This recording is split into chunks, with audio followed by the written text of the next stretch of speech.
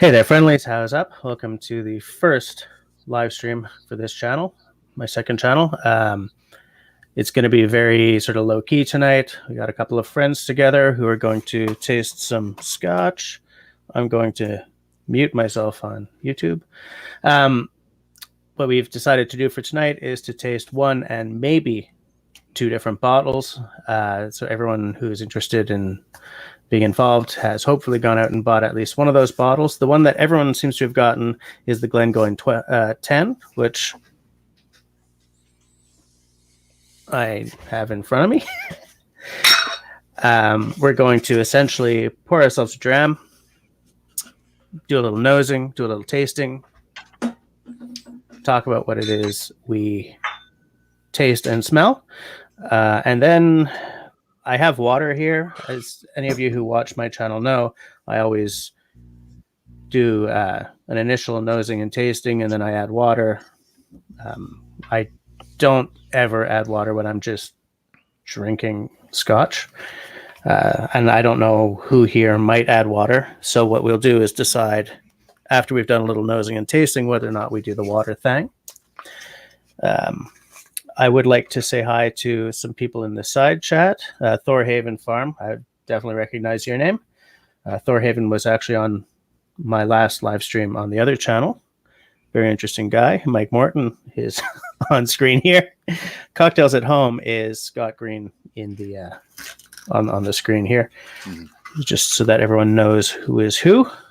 We have my buddy Curtis, who is... Would you call yourself whiskey curious, or because you've got a lot of cool stuff? So, I've had some experience, but I'm not really. I'm not an expert by any means. I know what I like, but I don't exactly. I wouldn't call myself an expert. Right. I'm looking to learn more tonight. Okay. Actually, what Curtis has just said is important. I don't think any of us here would call ourselves experts, and I don't ever expect anyone who maybe shows up on the channel or who I speak to yes, I'm an expert. To me, if whiskey excites you, then that's good enough for me, because I'm definitely not an expert either, but I do love the juice. I drink it in very small amounts because if you turn into a lush with whiskey, you're spending a lot more money than That's for sure. Mike's got the Glengoyne as well. For those of you who haven't seen my other channel, Mike is... you're not necessarily a regular, but you've shown up in my side chat and on screen a fair number of times. Yep, sometimes I just forget or I'm in bed shortly after. Yeah, my live streams tend to go pretty late on Tuesday nights. So let's see, who do we have in the side chat? BJ Shackleton, I recognize your name, and I'm pretty sure I've spoken to you out in Alberta, maybe at a festival, I'm thinking. Quebec Homestead, that's Mallory from my other channel. How's it going tonight? Mallory's got a very cool homesteading channel called Quebec Homestead. I would suggest you guys, if you're into homesteading and stuff like that at all, go and check her out. Thorhaven Farm, also cool stuff. He's sort of a new friend on the other channel, but a very interesting guy.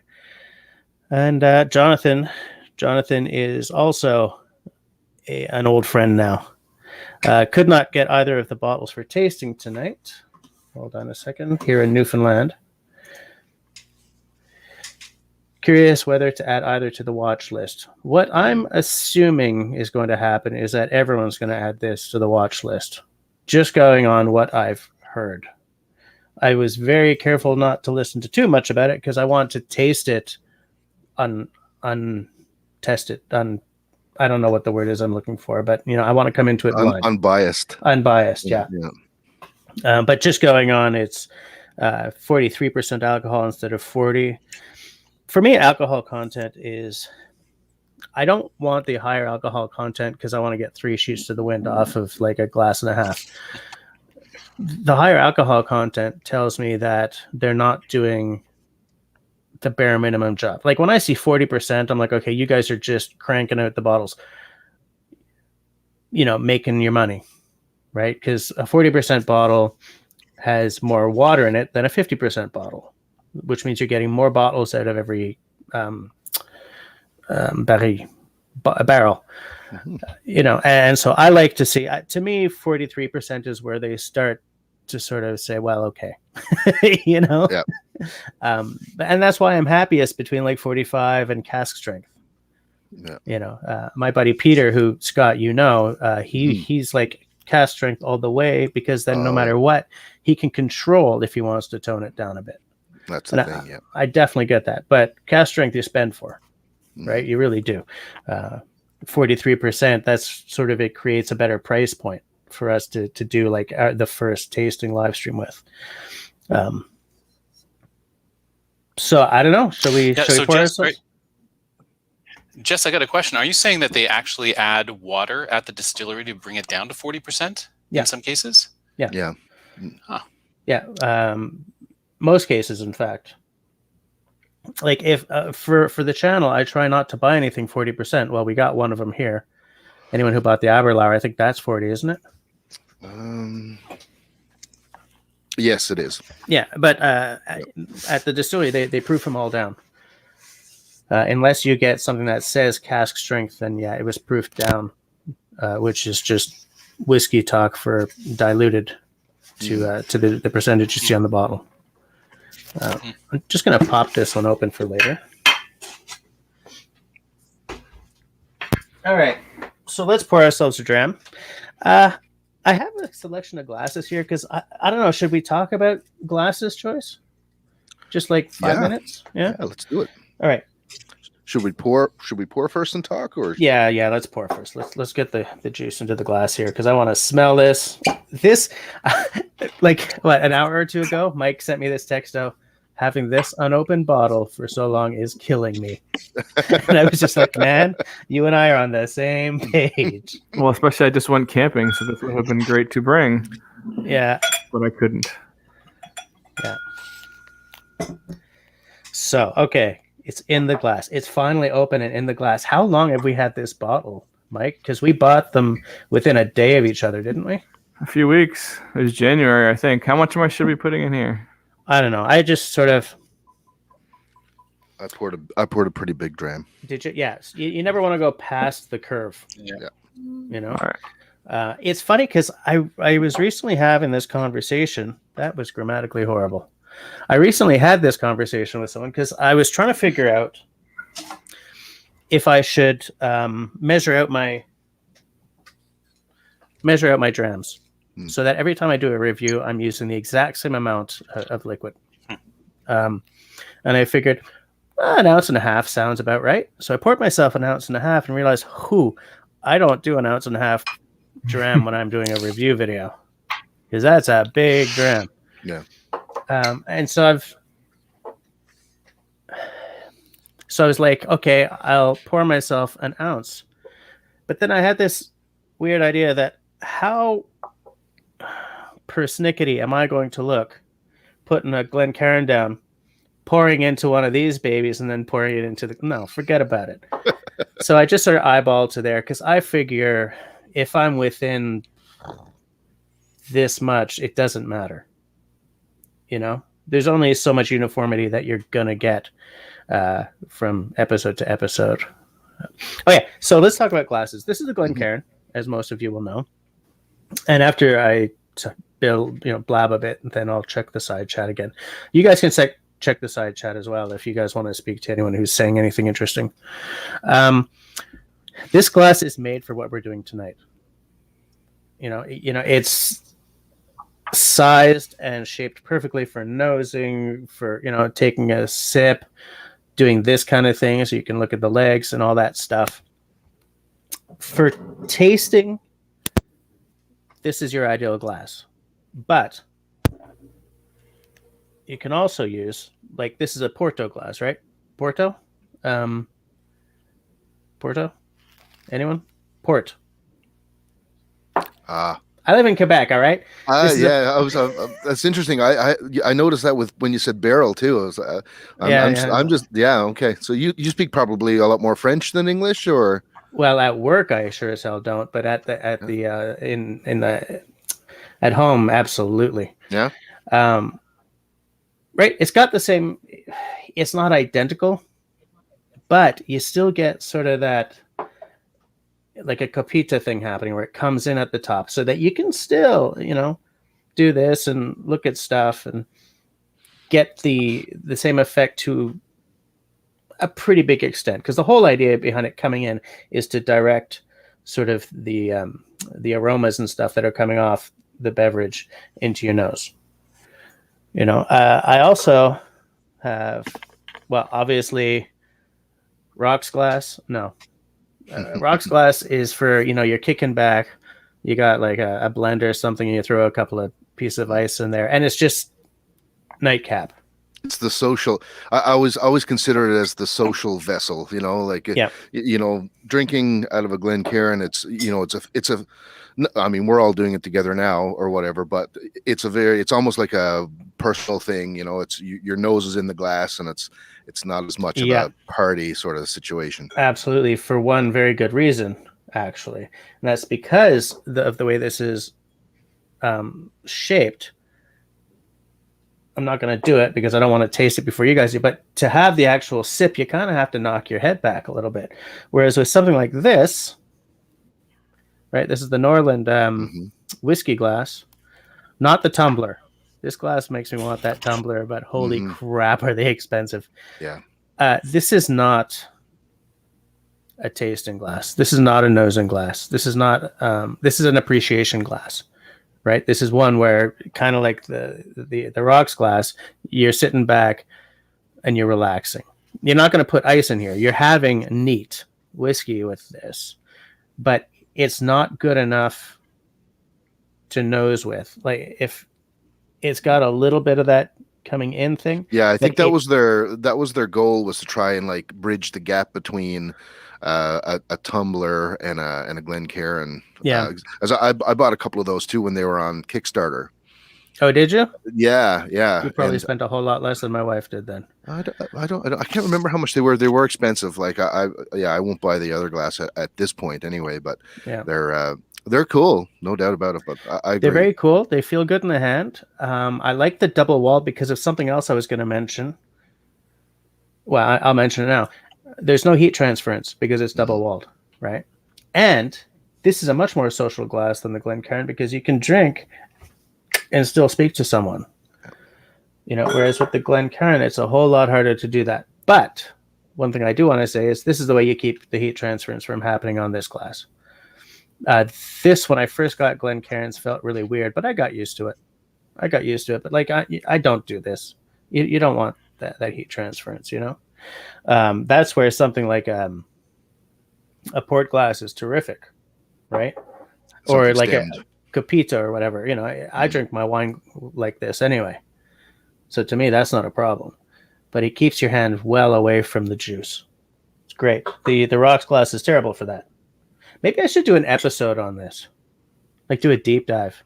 Yeah. I would love that. I'm super into glassware and like the different vessels, and I nerd out about that a little bit myself as well. Yeah, I think it's cool.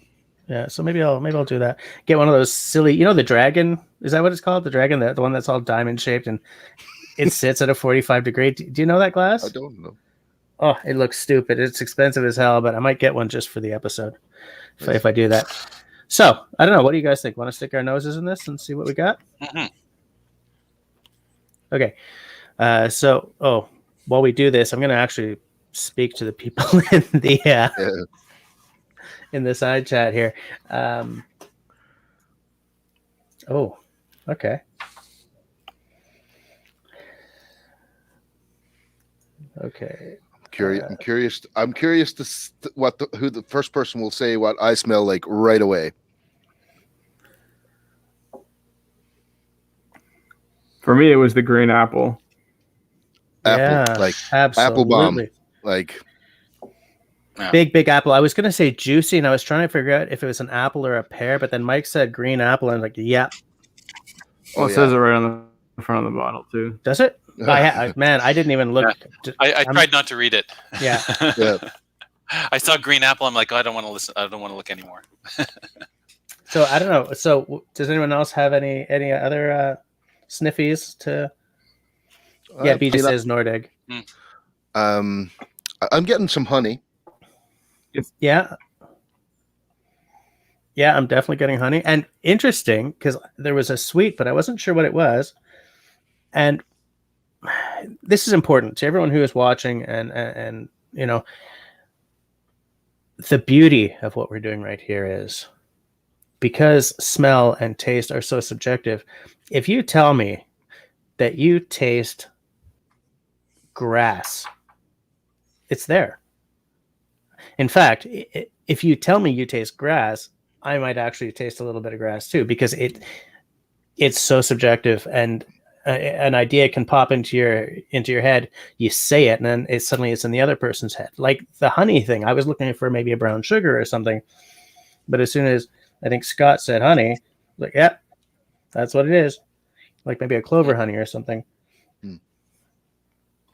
Thorhaven says most alcohol comes out at 65 to 80%, so it has to be toned down with water. Yeah, I'd say like 80% would be a little too high octane for me, but around like a 58 to around there is probably. Yeah, with percentages, I'm still working my way up. Like I love cask strength stuff as well, but that's where I'll add water. You know, if it's 65%, which is I picked up a whiskey a couple of months ago, that Alberta premium cask strength rye that won like the best whiskey in the world or whatever. I managed to find a bottle of it and try it. It's 65.1%. You know, yeah. I feel like that needs a drop of water, or else my taste buds are just going to burn. Yeah, I find that higher octane whiskeys, I kind of have to go real slow on. Like I will never add water until I've at least gotten to know what's in the glass a little bit, and that's when I'll make the decision. I virtually never add water anyway, but something around 65%, that makes a case for it. Jonathan says I use a Glencairn class for everything I drink, single malt tasting or not. And I'm with you. This is my go-to glass. I have these Norland glasses because the madame bought them for me for Valentine's, and I've used them a couple of times. It's a very different experience than this, and this is because even if I'm just kicking back and enjoying a whiskey, I nose it. You know, this, if I wasn't on screen and tasting with 3 other guys, I could make this last an hour and a half, and half the time I'm just, you know, nosing. You know, nose, taste, nose again. Suddenly it's a little different, you know? BJ is the same, always a Glencairn. Oh, she has a cupboards full of glasses. Yes. Yeah. Oh, yeah? That's what it says. I've run out of room in my cupboards due to glasses. Yes. I have this concept that I've talked about with Peter in Calgary. I would love to do an in-person tasting event, like whatever, 8 guys or something. But could you imagine buying that many Glencairns? There's no way. But if I can find some way to do it, I'd like to do an in-person tasting. Hey, Dennis is here. Canoe Hound Adventures, one of my favorite channels. Actually, one of my favorite guys too. Those of you who watch my other channel will note that I created a cocktail for this dude. And then he came back with an improvement. So I did another episode of that cocktail, Redux, and it's actually a lot better than the one I created. Good times. And he's saying hi to Mike.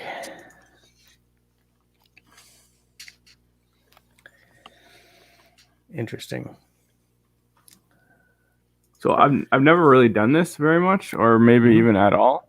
And even since we started, for me, the green apple is it's not gone, but it's not the first thing I smell anymore to me. Well, I find that the honey is bigger than the green apple now. Yeah, and there's something else there. I don't really know how to describe all of it, but there's something else as well. Yeah, I've been working on it too, like trying to nail it down. It's something like, I don't know, for me I'm getting like a straw or hay or like something like dried like grass or something, but like a not a herbal note, not even a grassy note, unless it's like no. mowed a week ago kind of thing. Okay, I could accept that. What do you think, Curtis? I don't know. I'm trying to pin it down, but Yeah. I definitely am still getting a lot of the green apple. It's still there for me as well. It's under the honey now, but there's something earthier there as well. So what do you think? Yeah, that's a good description. Earthy, yeah. Yeah, it's dark. Yeah. Okay, let's give it a taste. Yeah.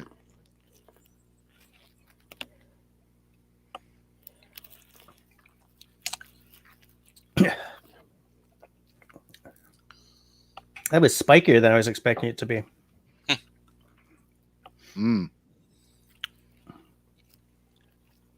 Fruity. Yeah. There's like a bit of a juice bomb thing happening here. Now, there are a few different ways to really taste. Right, one is you take your sip and you kind of chew it to get it all over your mouth, and then you swallow. Another I like to do is take a sip at the tip of my tongue and then roll it to the back.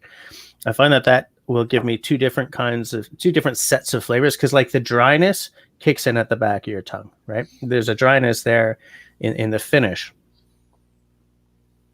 Like it's sort of making my saliva gland, whatever they're called, work a little bit. But at the tip, that wasn't it. There was like I found that the grassy thing was bigger. But that apple is there in the taste as well, I find. And the honey. Like definitely the aftertaste for me definitely has that more straw, dried grass. Yeah. Yeah, it hits. I get that. Yeah.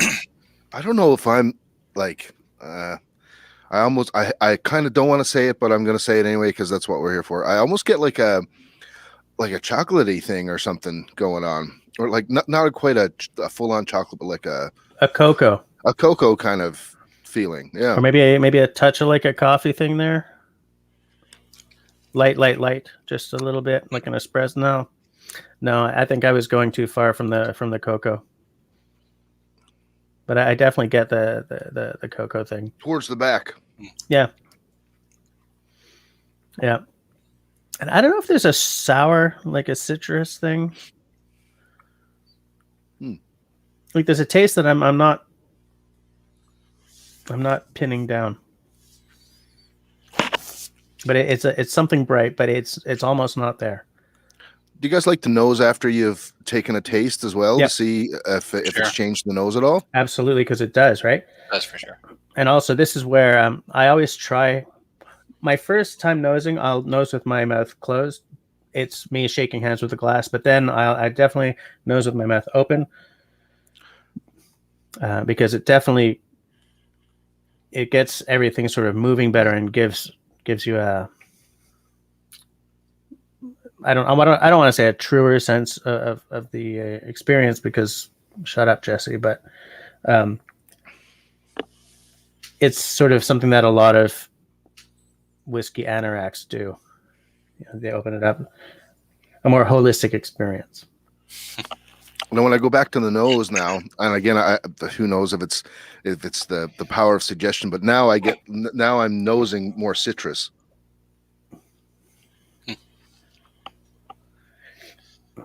Here's an interesting question. Flour, eggs, and yeast, who I met recently.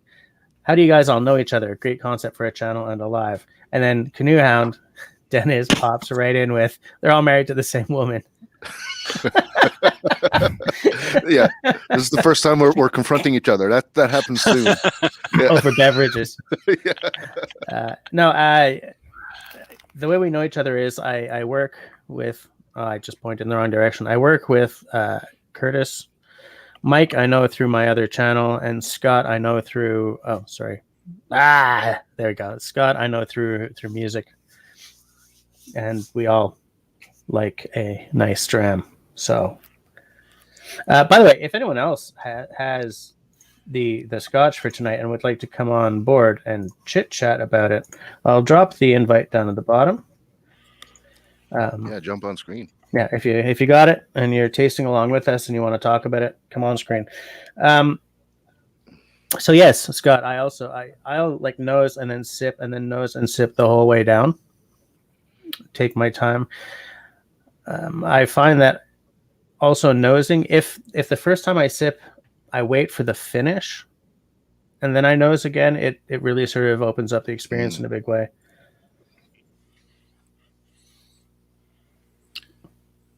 So one thing that I noticed, I haven't drank a ton of Scotch, more bourbon, rye, whatever, but I do feel like there's more sort of action going on in the mouth, like during and after. It's not like instantly gone, even just tongue tingle or whatever, viscosity or something.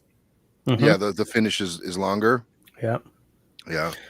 Although, you know, I find it's funny you say that. I'm also a big bourbon fan. I've drank bourbon longer than I've drank Scotch.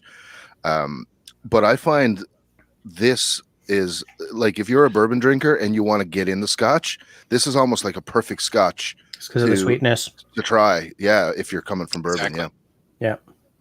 Yeah. Anyone else picking up kind of an oily mouthfeel?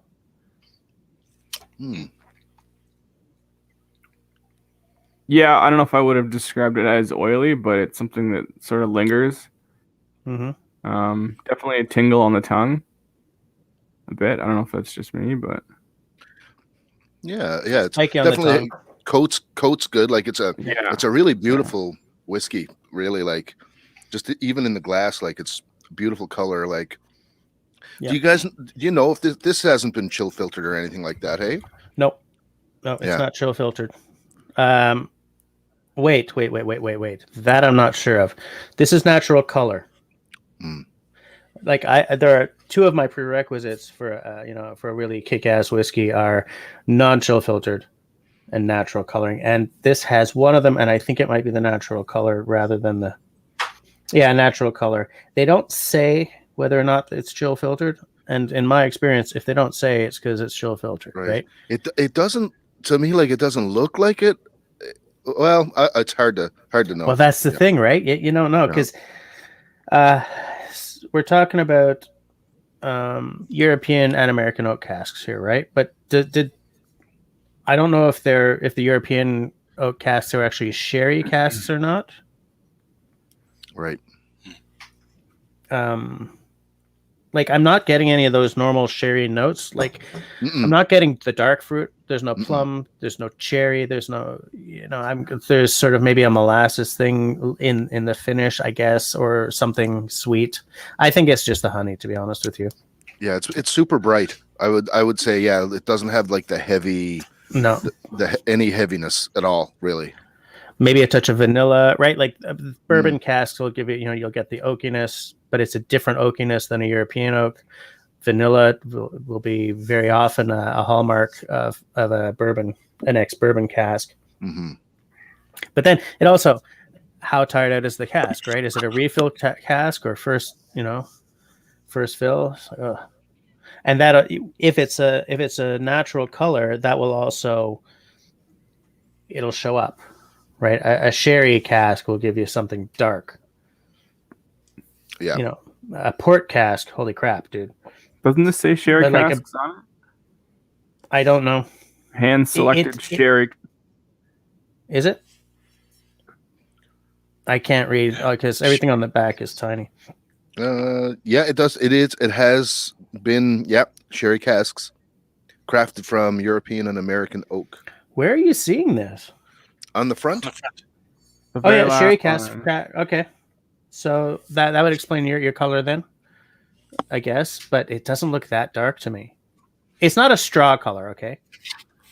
It's not a straw color, but I don't know. Yeah, especially if you put it like next to the Aberlour, like it's much lighter. I would. Yeah, the Aberlour makes a bigger sherry cask claim, doesn't it? Yeah. So I don't know. Maybe they're. Our barley we dry by air, never peat, and of hand-selected sherry casks crafted from. It's funny because I'm not getting any of those normal sherry notes on the tongue at all. It's weird. Like I always associate that maybe like raisins or something like that. Yes, stuff like that. Got nothing. No. Weird. I just wanted to say, flour, eggs, and yeast asked, how often do we do this? We're not prepared tonight, but we're always up to a good tasting. This is the first one. Mike actually had this idea. He said, hey, we should do an online tasting. And I said, yeah, we really should. How do we do that? And I think this was a grand idea. Great idea. Yeah. I like it. I think it's awesome. I really like it. Yeah. And I'm with you. I think that because of the sweetness, that sort of the honeyness and everything, if you're coming at, if you're a bourbon guy and you want to explore Scotch, that's the way to go. That really is. Are we going to add water, or are we just going to move on?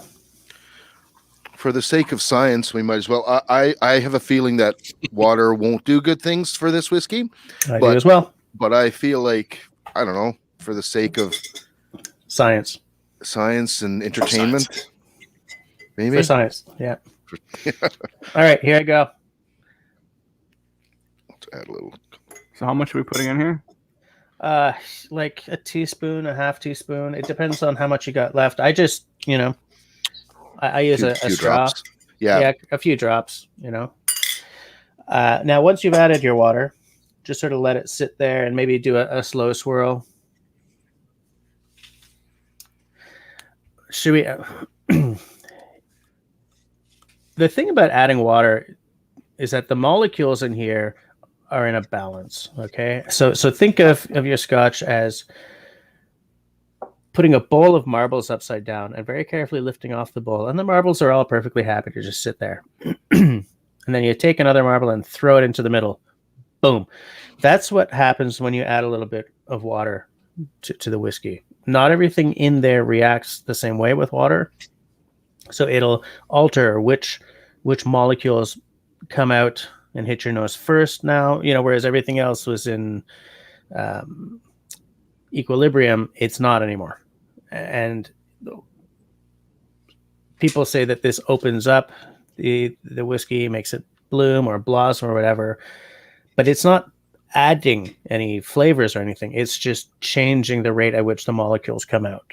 Because it's water. It's not even flavor. Yeah, the way I always look at it is it's like I was saying earlier, if it's a really high proof, that the only thing that I think is advantageous then when you add water is that it gives your taste buds a chance to taste the flavors. Like if it's a really high proof, and because there's a chance of burning out your taste buds with a really high proof whiskey, like a cask strength or something, just burn your taste buds and then you can't taste what's going on. So I've been in that situation a few times. Yeah, and if you're doing a whole bunch of Glencairns in a row, you can kind of blow your nose out as well. That's why, smelling your own body smell is an excellent way to sort of reset. I know, what's his name, Daniel from the Whiskey Tribe, he says, stick your nose right in your elbow. Okay. Take a big old sniff because it's your own scent. And so it sort of resets everything. It's like, okay, I'm good to go. It's kind of like a palate cleanser for your nose. Thorhaven Farm says that beginners can start with Highlands.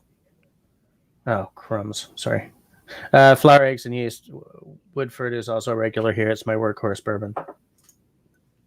Thorhaven says beginners can start with Highlands like Auchentoshan. Yeah, that's true as well. Yeah. Definitely I would not suggest that most people who are new to the Scotch world start with an Islay. Never had Scotch before? Here's an Ardbeg 10. No. Yeah, Lafroig, you're done.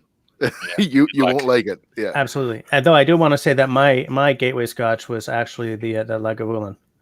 Oh, it was the first Scotch I ever tasted, and I was like, But I've always been into smoky things. Smoky things. The first Scotch I ever tasted in my life, I think I was 19. I was in college, and our professor at music school. He liked Lefroy. We found this out, and so we bought him a bottle. A bunch of us got together and bought him a bottle for the end of the school year, and he shared it with us, let us have some, and I thought it was the worst thing I ever put in my mouth in my life at that point, being 19, and I've certainly come around. Like I like super smoky scotches now. Yeah, just your palate changes.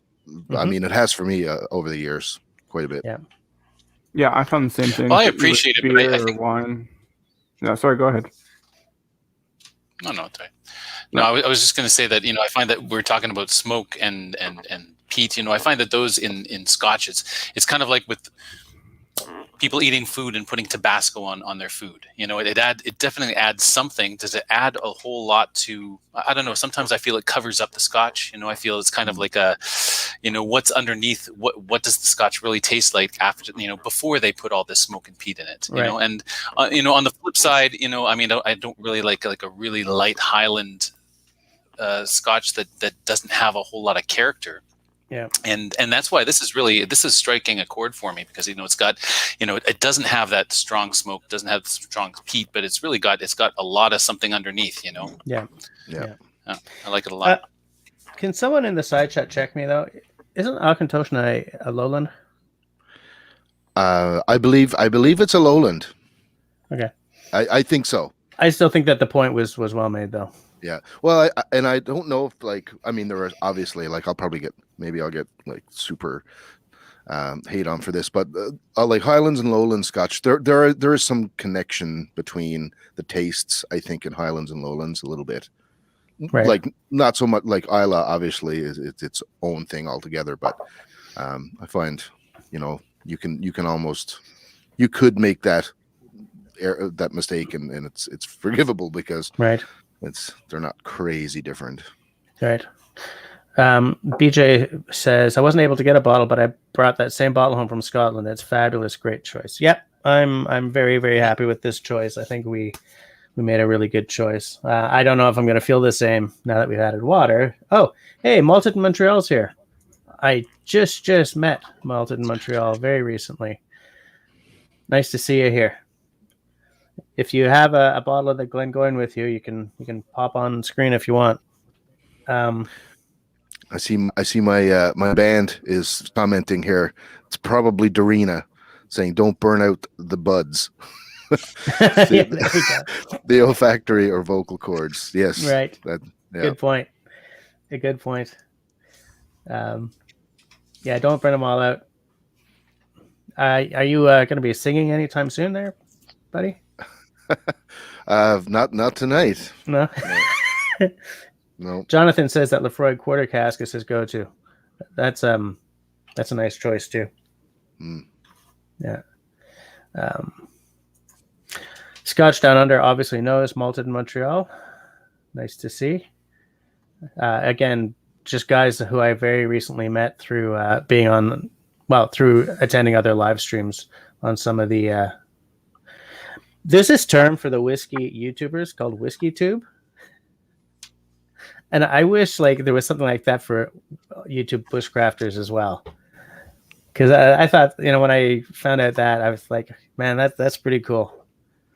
Whiskey Tube. Okay, so I find that it's a little spikier on the nose. But way sweeter now. Not way sweeter, but to me, the apple has dropped below the honey on the nose. What do you guys think? Yeah, I would agree with that. I would agree that the apple has definitely gone away a little bit. Yeah. I don't know. I don't feel like it tastes a whole lot different to me. And every time I smell green apples there or not, so I'm not really sure. I don't know. It's there, but it seems that the honey is bigger now. I almost have to look for the apple, but I mean that doesn't mean that Mike is wrong. As I said, it's we're all bringing our own noses into this. All right, I'm gonna give it a sip.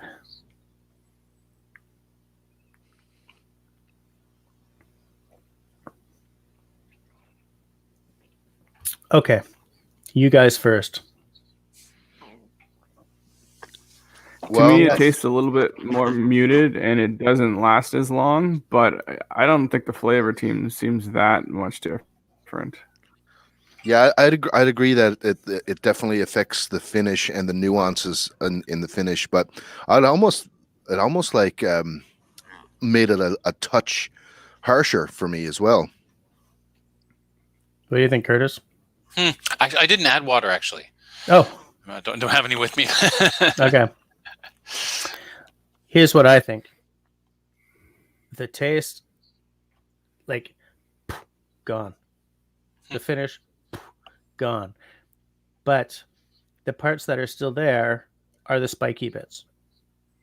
Yeah. For me, definitely it killed the finish, and it definitely muted a lot of the flavors. I mean, I don't have a lot of reference, having never done this before, and I wasn't sure if that was just me getting used to it, having drank half of an ounce of it now or whatever, but it definitely changed.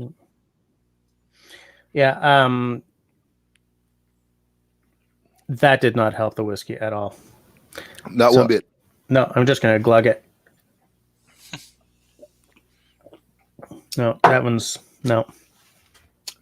did not help.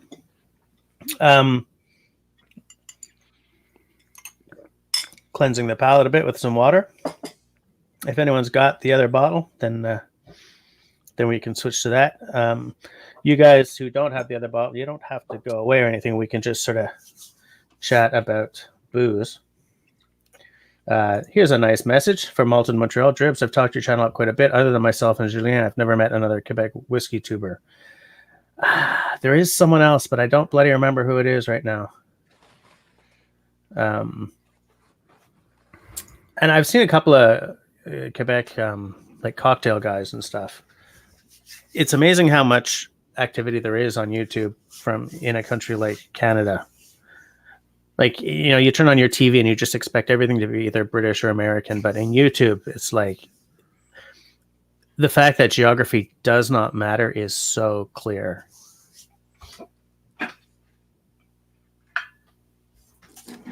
You guys can just pour yourself another dram of that Glengoyne if you want. I get the feeling you guys might be having a better drink than we're about to. So this is this Aberlour. It's a 12 year Speyside. So American oak and sherry. It's weird because double cask matured. All that means is American oak and sherry, which is exactly what, you know, the other one had as well. Like a lot of scotches are matured in American and sherry oak, or like ex-bourbon and sherry casks. So I don't know what the big difference is here with the double cask matured, unless everyone else is like aging in ex-bourbon and then finishing in sherry or something. But I don't know. I don't know. Scott, do you have any insight on that? No, not specifically, man. The double cask thing, yeah, I don't know. It could be. I mean, I know there are a few companies that will, they'll do the majority of the maturation in one type of barrel, and then they'll finish it for a short amount of time in something just to kind of, you know, infuse a little bit of a different flavor. But I don't know. I assume maybe that's what they mean by this. The double cask thing could be like sort of a marketing thing as well. Like, oh, it's not just, it's double cask, you know. I think it's marketing faffle. You know, but I'm not convinced, but that's what my suspicion is. Because there's a lot of marketing faffle in whiskey. Holy crap, dude. Yeah. I've gotten to the point where I don't even look at the back of the boxes anymore, which I really got caught out. I don't know if you guys watched my most recent, was it the Val Blair? Where I was like, you know, cut it out with the marketing faffle, put tasting notes on the back. And then at the end of the video, I'm like, you know, blah, blah, blah, marketing faffle out and tasting notes. Oh. I left it in because it's the same as my other channel. I promised myself every time I make an ass of myself, that stays in. It's the best part. It's like it's a that was not a great Pop. What the hell? No, Man? no, my pop was really underwhelming as well. Crumbs. Come on, dudes. Aberlour. God, come on. Yeah. Silly. So this that was a weird pour. Okay. That's a way more awkward bottle to pour from. Like in terms of the business end there that gave us that crappy pop. It just put some scotch on my brand new desk and everything here. Hope it doesn't damage anything. So we're for the Aberlour, we're down at 40% instead of 43.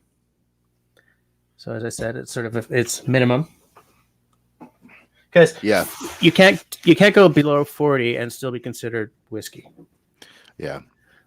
So yeah, it's like something you mentioned earlier. It might have been before we were even on screen, but the idea of being able to temper the amount of water that you add to your whiskey. There's something really great about that idea, that they just give it to you the way it came out of the cask, and then you can adjust. Yep. Yeah. It's your heart's consent. Oh, crumbs. Yeah. That was an awkward bottle pour. Good to know. Something that's important to say here to everyone who's watching and tasting is that these bottles will taste very, very different in a few months. What we've done tonight is what's called the neck pour, right? Boom. These bottles really start to open up after a little bit of oxidization. And when you get down to about there, that's where everything starts to happen, right? So your neck pour and like just at the beginning of the shoulder, the bottle is still a little tight. You know what I'm saying? Like the flavors and the smells are still a little tight. Once you get down to here, and it's been, I don't know, a couple of months, you should, when you revisit the bottle again, you should really get a much more open and what's the word I'm looking for? Like the flavors and the aromas have really sort of set. They've opened up, they've matured a little bit, and they've set. Which is why on my channel, first review neck pour, and then a few months later, second review after it's had some time to become what it has to be. Yeah, it's a good idea. Yeah, it's a piece of genius, to be honest with you. Wow. Okay, that's a really different nose. Woo. I think I'm going to jump out, guys, before we get too deep into this one. All right. I got to get up early for work tomorrow. Since I don't have this one, I'll let you guys get on with it. Thank you. Nice to meet you, Mike. Yeah. See you later. So, interesting. There's something a little more, I don't know, not chemical, but medicinal there. Yeah, the first thing that hit me was like a brown sugar ish. Yeah. Yeah, I have a feeling that this will be a little bit more ethanol-y or chemical, but interesting. It's not a bad nose.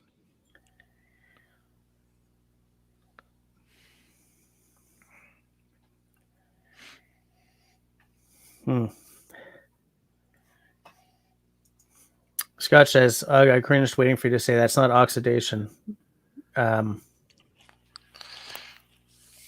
Oxidization? Breathes. It breathes. A little oxygen. Never heard of Scotch. But I mean, it's funny. I say that, it really helps up to there, maybe around there. But like once you've got this much, just finish the damn bottle. Because it's not helping anymore once you're down at the heel,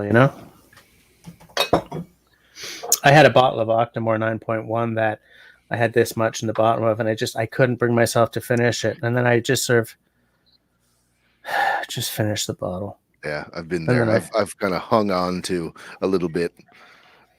Yeah. Are you getting something fruity?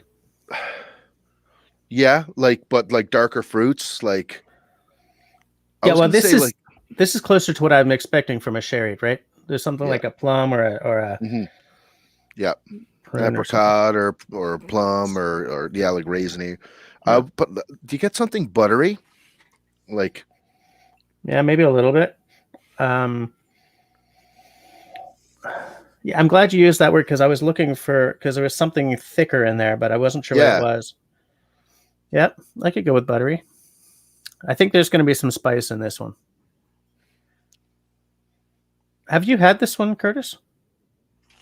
You know what? I think I had that a couple of years ago, and I'm trying to remember what it was like. But I'll live vicariously through you guys. Okay. well, I've had this one time before, but it was not in the setting to taste whiskey. It was the band that I'm in. We were touring through Alaska at the time, and it was the last show of the tour, and the presenters had a bottle of Aberlour 12 there, and they gave us all a little bit, but in that environment there's no way that you can get any sort of nuance in how something tastes, but it was at the same time it was amazing. Yeah. So but I think that was the moment in the time in the setting. Well, and like, I don't know what kind of glass they gave it to you, but you know, Oh, someone says, yeah. "Oh, you got to taste this," and it's in like a shot glass. Like, yeah it was a rocks glass, like it was Okay. a tumbler, yeah. So it was more about the feeling in the moment and the Right. environment. I just want to say, Scotch Down Under. I would watch that. I absolutely would watch that. All right, shall we? Yeah.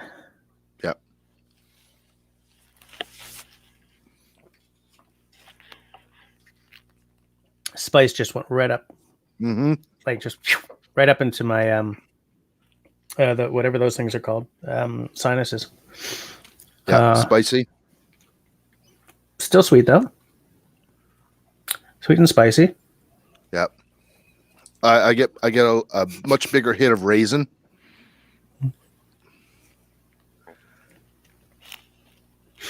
Sorry, I said sweet and spicy, and then I was about to say something absolutely wrong, and I just sort of censored myself right at the last moment. I was going to ask you in the green room beforehand if cursing is okay, because I've been staying very. Look, on this channel, cursing's okay. What I was going to say was wrong in a social sense. I really want to know. Green room later. Now here's the thing. I feel let down by this in that I think that there's a lot of really cool flavors happening, but I would rather meet them at 45%. Yeah, I would say if you put this whiskey at even 43, 46. For me, I find these days where I am in my journey of whiskeys, 46 is like a real sweet spot for me. Mm-hmm. I think you said yours was a little higher. But like if I have a bottle at 46, I find that I'm not going to want to add water. I mean, I'll still do it for science, but yeah, I know it's going to be a really good place for me. So it would be really cool to have this whiskey, I agree, at a higher proof. While I was picking up some stuff today for future episodes, which I sent you some pictures of, I saw at the SAQ they had like 10 bottles of the Aberlour Abuna. Oh yeah. And I came about this close to just putting down all the stuff I bought for the channel. I was buying for the channel and grabbing that instead. But the money aspects, yeah, that's what I hear, and I've never had it. I have not had that either. And funny, Scotch Down Under says Abuna is the one you want. Yeah, I think that if this was more than 40, because here's the thing, right? If we water this down, it's not even whiskey anymore. No. Because we're at the bare minimum percentage. And I don't think you should ever do the bare minimum. That's my problem with a 40%. I don't think you should ever do the bare minimum. You know, you see all those damn overpriced bottles of Macallan, and they're at 40%. Right. I'm like, give me a break. That's as far as I'm going to go into that, because I could go off on Macallan forever, but you know, that's not what we're here for tonight. Maybe I'll do an episode on that. It's not a bad dram though. Like it's not. It's, you know, is the Abunda, is that a higher percentage? Yeah. Yeah. I think it's 46. Yeah. I don't know. The spice is there, the sweet's there. It's definitely a brown sugar.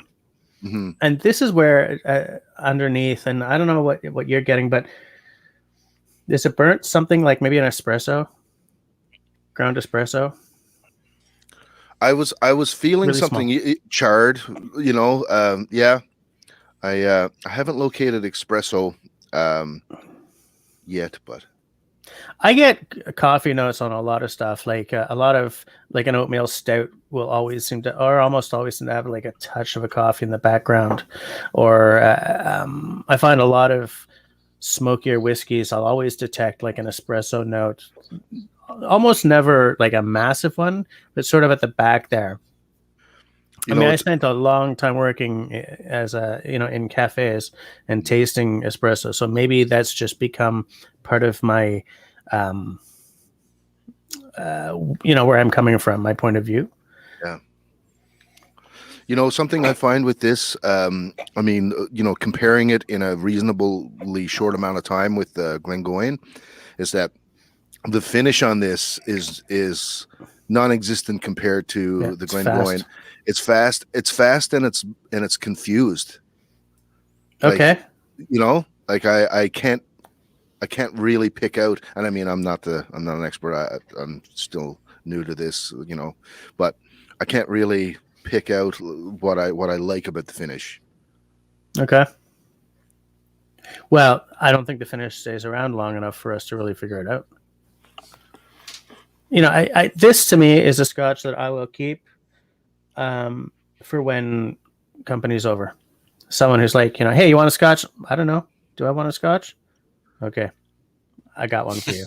Because that's where if I'm breaking out, like, you guys know what I'm saying? Like, in my back room there, I've got all these, like, my classic laddie, that's a 50%.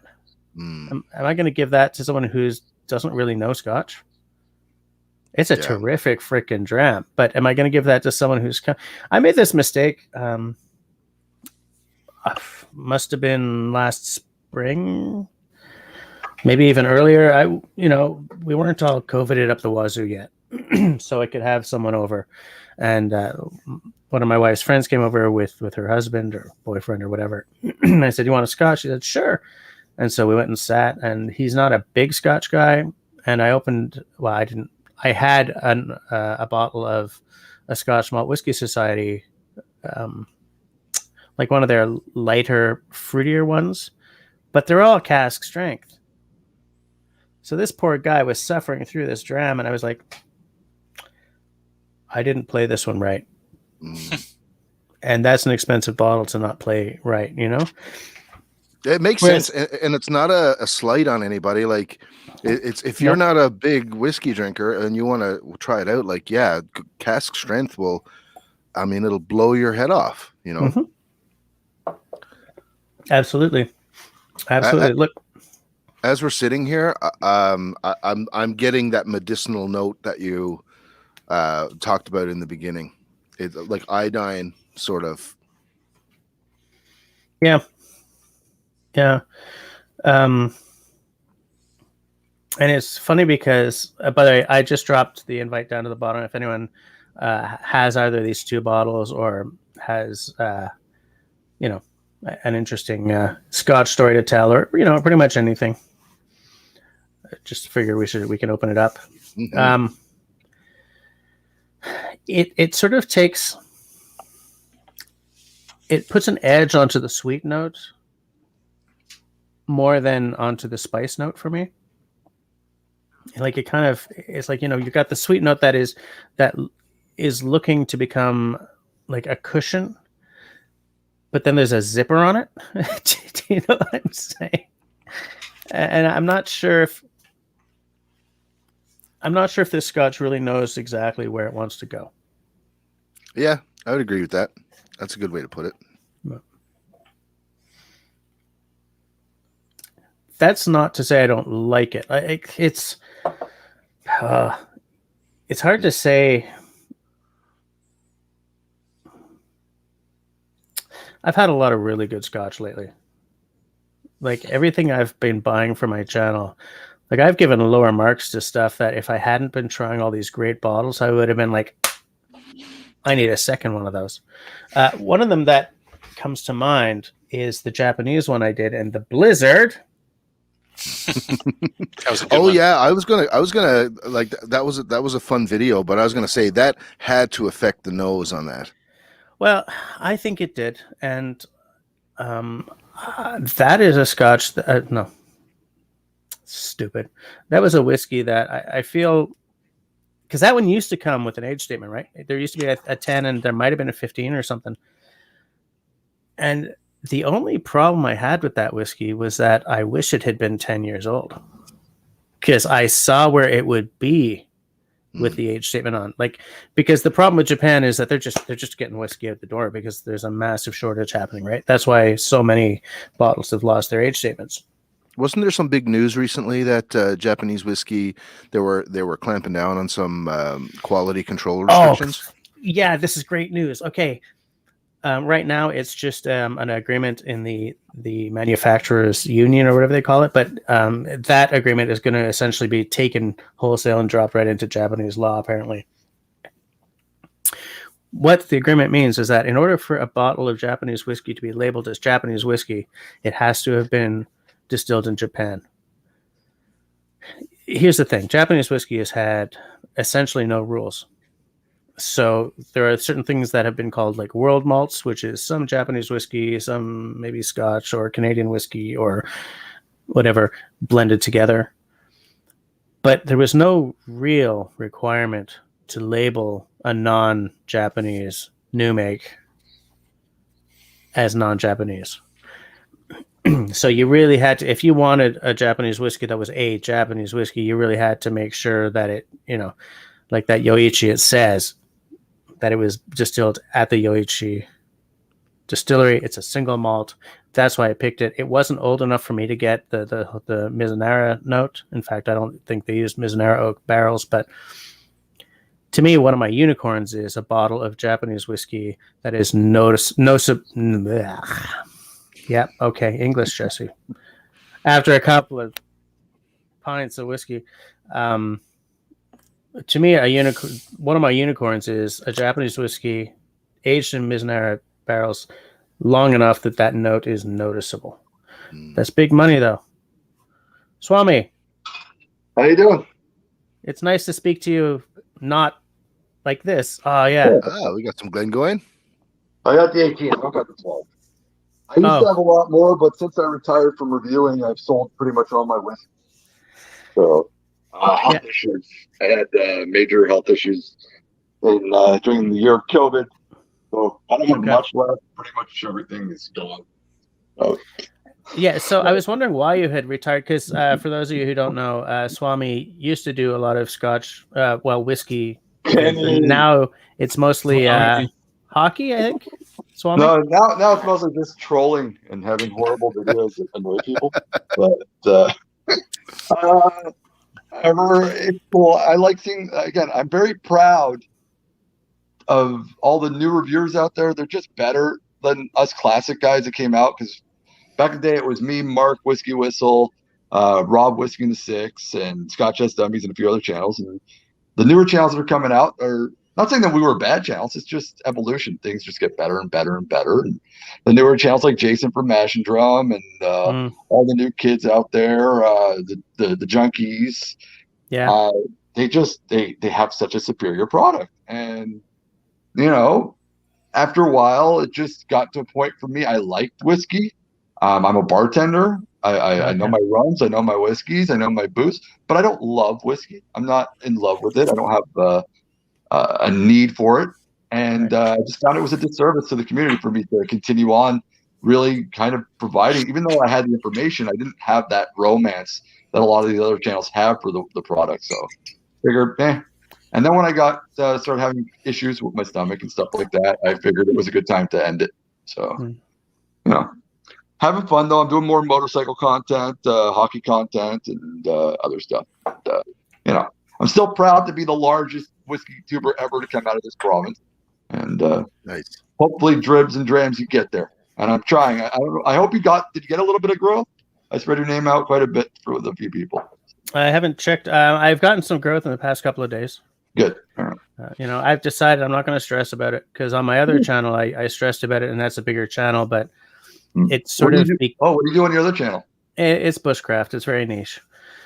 Oh. But bushcraft is cool. Yeah, man, I am happy when I'm in the woods. Without stating what where you live exactly, are you a West Islander or are you downtowny like me? I'm in the center. Well, I'm in NDG. NDG is big enough that you're not going to pinpoint me. Yeah.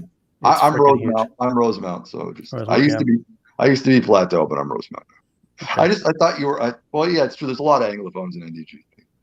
Yeah, my neighborhood is sort of half and half. Well, it's funny. My neighborhood, there's a lot of English, a lot of French, and a whole lot of Russian, and a whole lot of Koreans.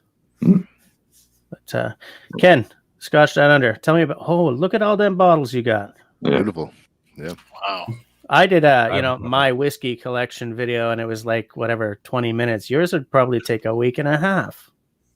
No, it only took 15 minutes the last time, but I need to do another one because I keep adding bottles. It looks like you're mostly Scotch. Predominantly Scotch, but yeah. I do have Irish, Japanese, American bourbon, American whiskey, right. And then a bunch of other alcohol over there. I like all alcohols. You like all alcohols? I don't love all alcohols. For instance, I have a hard time with tequila. I like mezcal. Mezcal. I was going to say it's going to be good mezcal. Yeah, mezcal is the smokier one, right? Mezcal is more. No, it doesn't mean smokier. It's just an aged tequila that's longer aged. So. Okay. All right. Like an NDA. Right. But expensive. So, Aberlour 12, the double cask stupidness. Final thoughts on that one, Scott? I would agree with your assessment that it'd be great, to share a dram with some company as it's decent, but I would like to see that at a higher proof, and I don't know what's going on with the finish. Yeah, it's weird. It's fast, and I don't know what it's trying to say. I don't have that mouthfeel from the Glengoyne either. Yeah, to go back from Glengoyne to the Aberlour, it's significant difference, I would say. I almost feel like we should have started the other way around. Maybe this one would have gotten a better shake. Maybe. Would it be uncouth of me to pour another dram of Glengoyne while we're here? No, go for it. I think I saw Curtis do the same thing. Awesome. Glengoyne is a good roast. Yeah.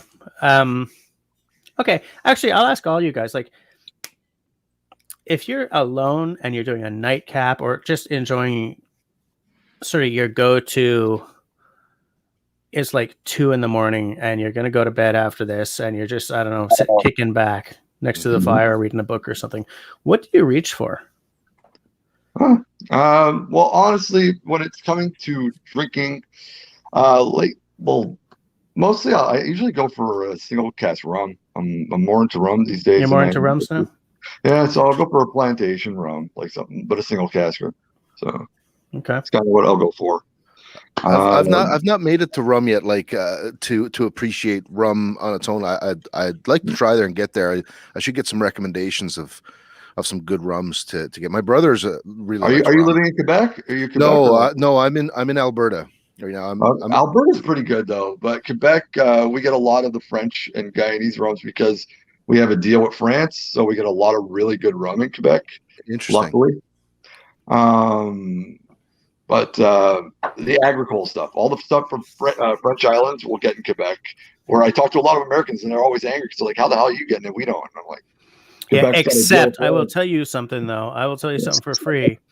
There's a Barbancourt that we have to pick up in New York all the time.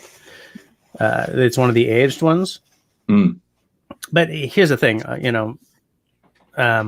anything Haitian, right? New York, Montreal, Florida, Haiti is like the, I'm speaking as someone with a million Haitian in-laws here. The entire Haitian diaspora is like Montreal, Florida, New York City. Do you speak Creole too? No, I don't. She Okay. doesn't. I can understand it sometimes, depending on whether or not my father-in-law likes me right then and there. Does he say It changes. Does he say "Moi ma puto el carotte là"? Maybe I don't. Even she'll understand it, but her mom didn't want her learning it for some stupid reason. I knew it because I hung out with when I was playing football on my team. There was like when I was at John Rennie High School. Okay. Everybody, it was a lot of Haitian. So like the football team was like 80% Haitian, and they taught me like all the like you do what you're like. I'm Italian. I teach all my friends all those bad words in Italian. They taught me all the Haitian cursing and stuff. So. By the way, guys, I'm going back to the Glengoyne. So you'd go for like a kick-ass rum. What about you, Ken? What's your last drink of the night? Swami's gonna hate me because he asked me this question on his stream. Yeah. And I couldn't decide. Do you have like a top 5, or do you just sort of have to point at random? It really depends on my mood, what time of day it is, how much I've drank. Yeah, it really, really does depend. I don't have one specific type of Scotch that I tend towards to always hit.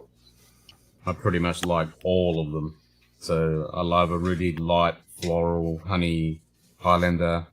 And then I'll go all the way down to Isla and hit a Lefroy or an Ardbeg or any one of those. So anything in between, Sherry Bomb, all of them. It really depends on my mood and what fancies me at that point in time. Okay. What about you, Curtis? I know Swami hates me on that. Yeah, I don't know. I would probably go for something a little bit lighter, something, maybe a Highland. But there's a lot of great stuff out there too. We had a bottle of I guess it's Irish Redbreast, which is fantastic. I just love having that. Man, I haven't had it yet. I haven't tried it yet. Redbreast is. I've been looking for it. Redbreast Green Spot. Yep. Green Spot. Yeah. Yeah. There's a lot of. I have almost no experience with Irish whiskeys. I have to change that up.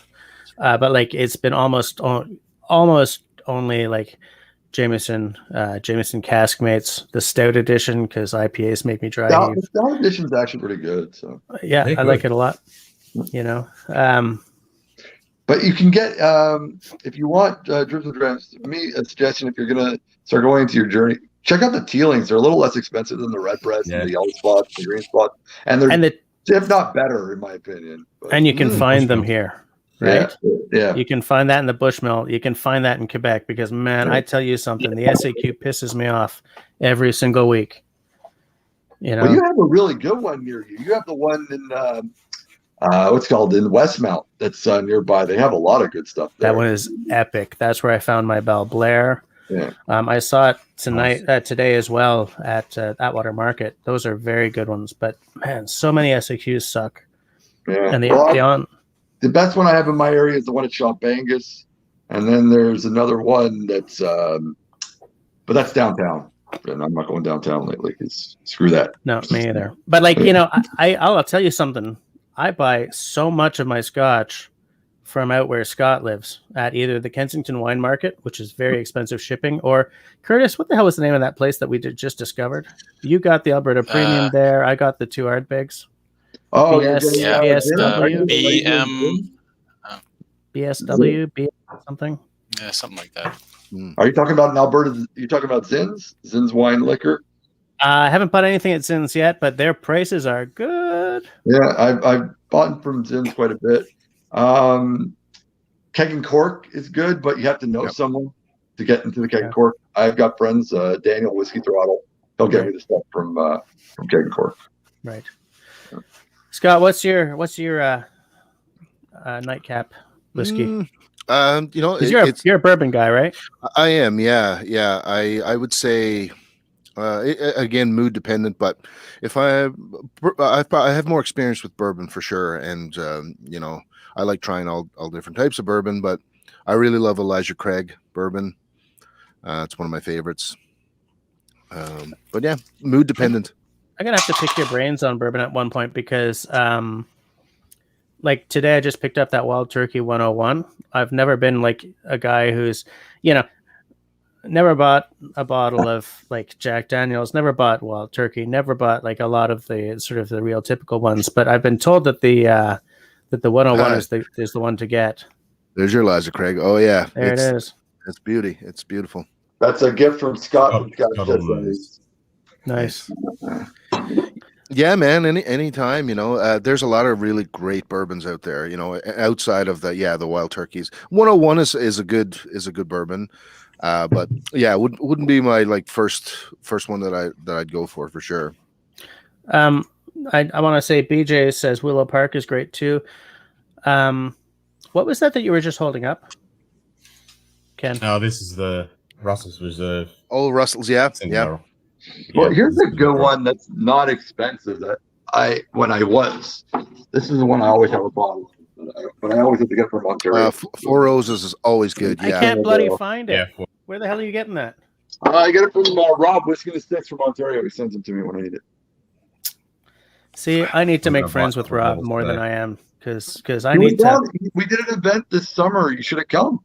Me, Julien L'Homme qui parle whiskey, and Rob put on it with Jeremy Super Social Club last summer. Oh, yeah. Before Well, I only released. I got this channel started because of COVID, because I couldn't go out and hit the woods because, as you know, in Quebec at back then they were like closing off all the regions from each other. So I was like, well, I like whiskey. Yeah. Amen. Yeah, well, that's why I'm very lucky I had a motorcycle. During the first part of COVID, that's all I did was ride on the 138 every day. Like I just did that, and I'd go a little further. And by the end of it, I went all the way to Sac. Whoa! Yeah, Nice out there though. Yeah, it's beautiful. Like I just kept on riding it. At one point, I got like really close to New Brunswick. It's like, wow. But then you weren't allowed to cross. I wasn't allowed to get past that because of COVID. They wouldn't let me go any further. Yeah. So it was like Forrest Gump, where all you do is run until you can't run anymore. Run, Forrest. Until you decide you're ready to just go home. Yeah. Mm-hmm. I'm sure everybody figured out weird things to do during COVID to not be bored anymore. So, yeah, I'm in the same boat as Jess there.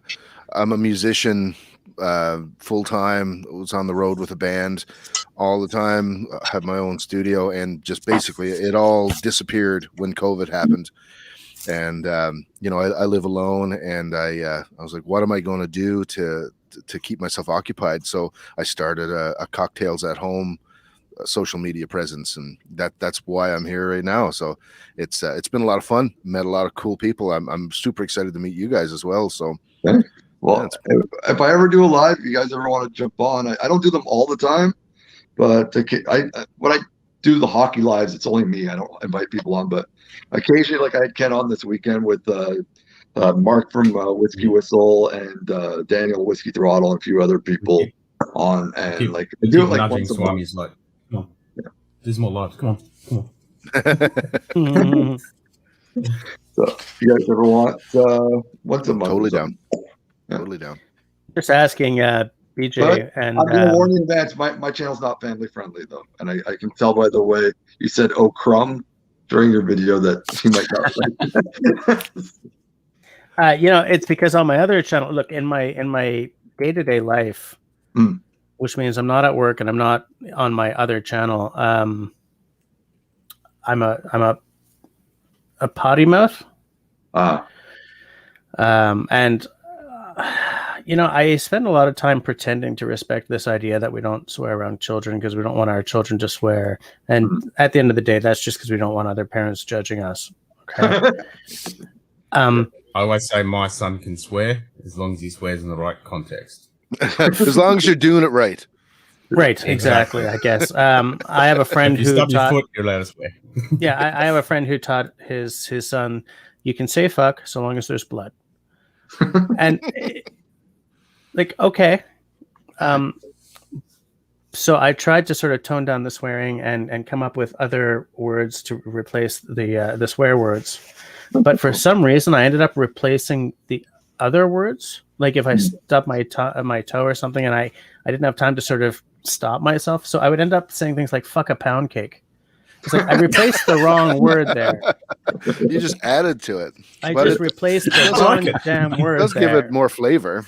It does. But I liked when he Don't said eat the "oh pound crumb." It was very original. I was like, "Did you say "oh crumb"?" It was like during when the Avengers, when Captain America says "watch your language" to someone. I thought that was like the kind of Right. It's like a 1930s old English. Oh, crumb. Yeah, that's, you know. So I because I'm online, I sort of, you know. Yeah, but I Go have back some into that. people get to their jobs and stuff. Like I work as a bartender, so nothing I can say can get me fired. Like honestly, my boss is worse than me, so I'm safe. Yeah, I've But worked I in a pub before. I know what you're talking about. Yeah. I definitely asked beforehand. Like, my tendency is to swear a fair bit, so I'm definitely monitoring myself. But yeah. Hey, were you there? No, you probably weren't. But our first time playing the festival out there at Abraham Lake. Yep. When we were getting set, I mean, because we're used to playing in pubs, right? So you can sling any freaking language you want out there, and nobody blinks. Right. They said, you know, there's kids here, so you know we're just gonna have to ask you to and like sound check, and I f-bombed into the mic. Oh, Like, sound check. Oh, you know, those sort of festivals, and when you get into some of those types of gigs, you definitely got to be careful of the ears, little ears that are around. That reminded me of a story. Actually, if I have a minute to tell a little story about sound check vulgarity. Yeah. We did a festival with what's the name of the band? Shit. I can't not Hinder, but some other band that's like that. I can't remember the name of the band. But they're like you know, Sunset Strip style, always drunk kind of branding to the during their sound check. So we're at a festival, there's kids running around everywhere. The way the vocalist checks his microphone, and this is apparently what he does every sound check, he says, "My penis gets long and hard. My penis gets long and hard." And he just repeats that over and over and over again for like 10 minutes. And there's children running around. And I was like, what is happening? Yeah. But he's hitting all those places. He's hitting all those S's. He's hitting all the notes. Exactly. He's checking for sibilants, right? He's checking the sibilants, the plosives, everything, right? Wow. That's classic. Yeah. That's actually I'm not so bad compared to that. Yeah. I'm just taking I asked a couple of people in the side chat what their go-to nightcap is, and BJ said crumbs. Where did it go? Oh, I just said crumbs again. I think it said a rusty nail. Rusty nail or Scotch. Great cocktail. I mean, like you said earlier, Jess, that this was your introductory whiskey. This will be a lot of my nightcap. If I'm just going to have one little quick dram, I'll probably just grab a lager 16. You know, it's funny because I've been thinking about this lately. Because for a long time I always had a bottle of that, and then I switched it up to the Bowmore. I sort of kept going back and forth between the 12 and the was it 15, 16? What's the next one up? 15. The Bowmore is the 15 darkest, and then there's it's also the Devil's Cask, but that's no longer existent. Yeah. So it's just the darkest now. Yeah, so I switched it up to the Bowmore, bouncing back and forth between those two because they each had things that I kind of liked, and I almost feel like I like the 12 better in some ways. But I haven't even had a Bowmore in my rack for years and years and years. I had a Lafroig at one point. 1 year, my wife bought me an Ardbeg 10 for Christmas or my birthday. I don't remember which. Easily one of my favorite bottles. Easily. Not compared to the Octomore that I finished, but I mean... Which Octomore? It was the 9.1. Yeah, which one? 9.1. I like the ones. I'm more of a fan of the ones than the threes. I like the ones and the threes. I like them both. I mean, my favorite Octomore all time ever had was the 8.1. 7.1 was close second. The 9 I liked, but The 10 I was not a fan of at all. Oh, good to know. See, here's the thing. I dream of being able to afford another Octomore. Curtis, have you bought an Octomore? Yeah. No, never had it. No. Recently, the prices, like in the past few years, have just... I would totally, if it wasn't for COVID, I'd totally help you out by selling you the leftover that I have, because I've got still some pretty good stuff. I got some Dark Arts and a few other bottles, like 25-year-old. I got a Glen Alky next to me. That's 25-year-old Glen Alky. I got some Likeable and 8. I'll be at your house in 5, 4. Yeah, I'm like, Swami, just give me that. No, like I'm trying. I have my friend that's supposed to pick them up. It's been a month, and I told him, like, he bought like half. He drank it all, then he was supposed to pick up the rest, and he's never come back. So I don't know. Yeah, there's a lot of stuff that I I don't know if I can afford another Octomore, because they've gone like, what kind of percentage have they gone up? Because the 0.3s are like $274 now. Like, yeah, around here, because you guys got the same exchange rate. It was around $280, $300 for an Octomore. Yeah, we're still better in Quebec than they are in Ontario, though. Ontario has the worst prices of all. New Brunswick has some really good prices. Like, if you can get down to New Brunswick and Nova Scotia, I don't know why, but they've got, and they're like us. They're public. So I don't understand why they have such great prices compared to Quebec. But we have way better beer prices than everybody else. Yeah, like, our beer prices are like extremely cheap. Fair point. Yeah, so it's like a weird mix if you prefer. But then our wine prices are more expensive than Ontario. I don't know how it works. It's just like a weird thing. Yeah, the SAQ is frustrating no matter how you slice it. It's funny because I don't remember how many bottles. I think I've got 5 or 6 bottles trapped in Calgary right now at my buddy Peter's place, because I buy so many of my bottles from Kensington Wine Market. But when COVID wasn't here, Peter and I were flying across the country for gigs all the time. So I would just stuff them in a sock or whatever in my bag. I ordered 1 bottle from Kensington Wine Market because they do this thing. They won't ship to you, but they will pack it, and then you can call the UPS on the other side of the street, and they'll go and grab it, fill out the paperwork, and ship it to you. Nice. For a minimum price of $51. Jesus. Yeah, right? That's insane. So it's like, no, not going to happen. BSW or BW thing or whatever the hell, wherever Curtis and I just bought bottles from, they use Canada Post. Yeah, I think you're right. BSW. They use Canada Post, so it's, I think for 2 bottles it was $40. So you guys are in bands, and then you're so sorry. I got to look at them on the phone. Curtis, sorry about looking up my nostril. Curtis, what do you do? What's that? What do you do? What do I do? Yeah. Oh, I work. I'm a technical writer. So all right, I'm just checking. The other 2 guys, I guess, are like me, where we're not allowed to work. So I was wondering if you're allowed to work. Oh yeah, no. Curtis and I work for the same unnamed company. Oh, I thought you were a musician, though. You just told me. Oh, I'm a musician also, but that's a sideline. Oh, okay. Much less of a sideline now. Yeah, for 2 of us, it's a sideline. For Scott, poor Scott, that's his main gig. All right, so Scott's like me, where we're just not allowed to work at all. Yeah, completely shut down. I mean, doing some studio stuff now, but yeah.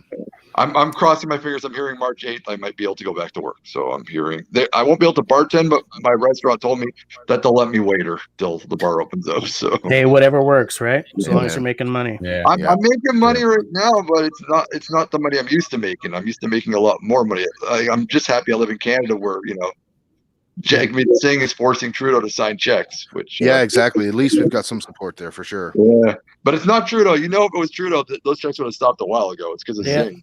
I'm not going to get political or anything, but yeah. He just pushed it now till September. So if you were supposed to end your unemployment in March, just came through last week that it's going to be now till September. So yes, extended. Yeah, that's right. Because I was getting worried, because I was like, they're not opening up those restaurants. I'm screwed. Yeah, I'm worried about I know a lot of guys who work in the pubs and the restaurants, and I'm worried about those guys, man. Yeah. Because, it's so easy to be selfish and think, hey, I'm not worried. But, man, I know good people who are hurting right now. Mm-hmm. And if, Hey, Scott. Yeah. Is that an SM7? Yeah. You betcha. Fuck. Of course it is. I am dying for that microphone. Yeah. It's a great mic, man. But Yeah. It's a very versatile mic, man. You kidding, man? I get one of those and suddenly I sound like, late night radio. Hi, welcome to my channel. Yeah. I got dulcet tones. Like, I don't know any shit about mics, but it was like $95. It's good, but this thing sucks. Oh, the boom arm. Mine's not great either, but I'm happy to have it because, Well, my mic is excellent. I love the mic, but the boom thing, it's horrible. Like, I touch my desk, it's like dong. Sounds like I hit like a Japanese like song, like gong. A gong. Yeah, gong. I have mine stuck to the shelf above my head, so that I don't have to worry about that. But yes, the mic that Scott's got, that's a mic I've wanted for a long time. Yeah, it's anyone who's a bit of an audiophile loves this MV. That's like. Yeah, that's the one. Yeah, it's great for so many things. It's like great for podcast, broadcast sort of thing. It's also really useful music, like any aggressive vocal that I'm recording for that if I've got a singer in and it's like punk or anything that's got any amount of aggression, it's a great vocal mic for that. I even put it like if I'm micing up a drum kit, I put these on the hi-hats. By the way, what do you have it stuck into? What do you mean, like for a stand? No. I mean to get the signal up. Like sound card. I'm just using I'm just using a little portable sound card here right now. I've got a bigger Apogee sound card, but I'm just using a little Focusrite Scarlett. Oh yeah, you and I were using the same thing, but you didn't have to stick it into a signal booster. No, I had to gain it up. I mean, these are low gain microphones. You have to crank them up a bit, but no, I just got it cranked. Interesting. Nice. Yeah, because I know a lot of people they boost them, but yeah. That's man. Even with the gain, yours is coming through nice and clean. Yeah. Cool. Damn it, I want that. I mean, there should be some secondhand ones kicking around. I would imagine. Are you guys metal or punk? What's your sound? Jesse, you go. I play in a Celtic trio. I play bass, 5-string bass guitar because cool. 5 strings to the truth. I also the band that I'm busiest with is a Celtic rock band as well. That's how I met Jess at Celtic festivals that we've been on the same bill for. But I record lots of different genres of music, anything from like super heavy metal stuff to country to jazz, all sorts of stuff. I've kind of been around and recorded and whatnot. It's funny. I love the story of how I met Darina. Okay. Oh yeah. Okay. I love this story because I step out of. Okay, so you guys, we met. We were playing at this Celtic festival at like a campsite / resort at Abraham Lake in Alberta. Gorgeous around there, by the way. If you're someone like me who's only happy when he's in the woods, heaven. Okay. So I come out of my room because it's like a motel style thing, and I'm walking down the balcony or whatever, and Darina comes out of her room. We say hi, and I say hi. I'm Jess. I'm here with Squidjigger, and she says, "Hi, I'm with the Darina." The Darina Harvey band. Instead of saying, "Hi, I'm Darina," she says, "I'm with the band." And that was such a classy way to do it that I don't know if I'm ever going to forget that. And like from that moment on, I've known exactly who she is, and I know that's her all over. Yeah, it's just such a classy woman. Just man, I'm glad that she's playing that circuit because she makes our circuit better. Cheers. Super appreciative of playing in that group, and it's a good group of people. Great group of people. There's no assholes in that band. And speaking as the asshole in my band, I think that's pretty damn cool.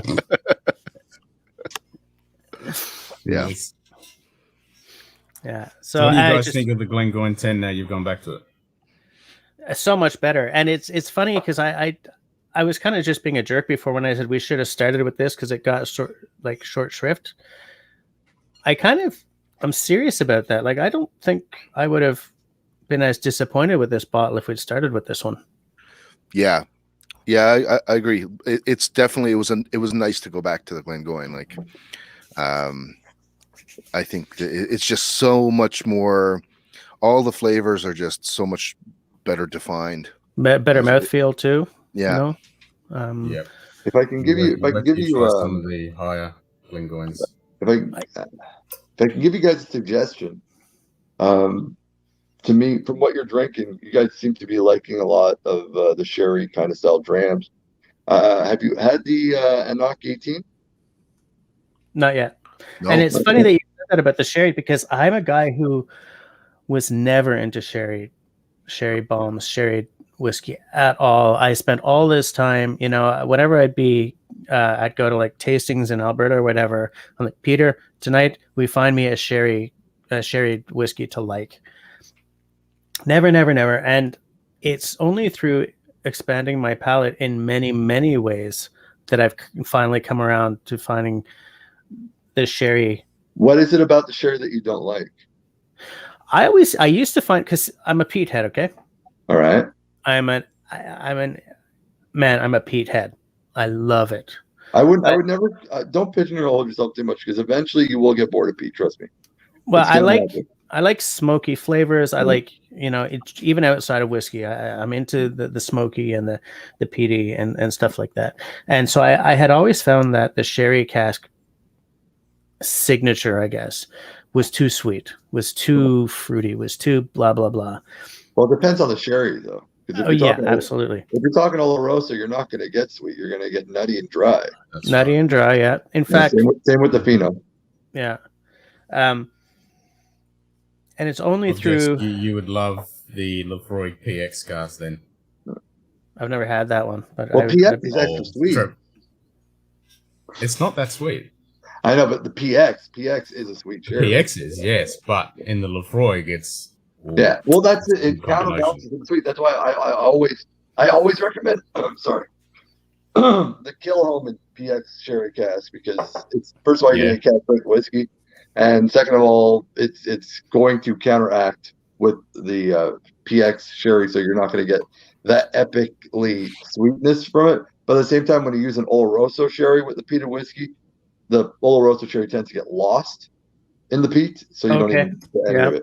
Whereas PX, because it's such an extreme flavor, and peat, which is such an extreme flavor, tend to be able to counterbalance and fight each other.